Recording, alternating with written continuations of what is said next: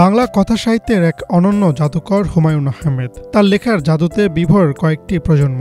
হিমুর উদাসীনতা কিংবা মিসির আলীর রহস্যের জালে এখনো বেঁচে আছেন নন্দিত এই কথা সাহিত্যিক। তার নির্মিত নাটক ও সিনেমাও দাগ কেটেছে মানুষের মনে। আজ 13ই নভেম্বর হুমায়ূন আহমেদের ৭৭তম জন্মবার্ষিকী।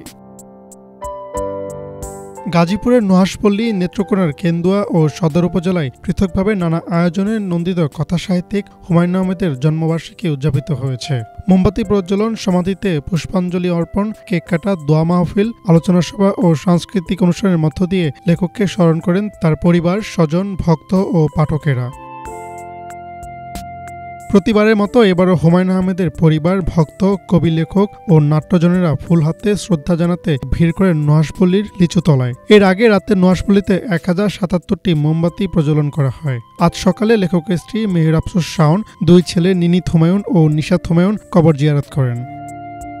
হুমায়ূন আহমেদ ১৯৪৮ সালে ১৩ই নভেম্বর নেত্রকোনা জেলার মোহনগঞ্জে জন্মগ্রহণ করেন। ঢাকা বিশ্ববিদ্যালয়ে রসায়নে অধ্যয়ন শেষে শিক্ষকতা করলেও সাহিত্যই হয়ে ওঠে তার আত্মপ্রকাশের প্রধান ক্ষেত্র।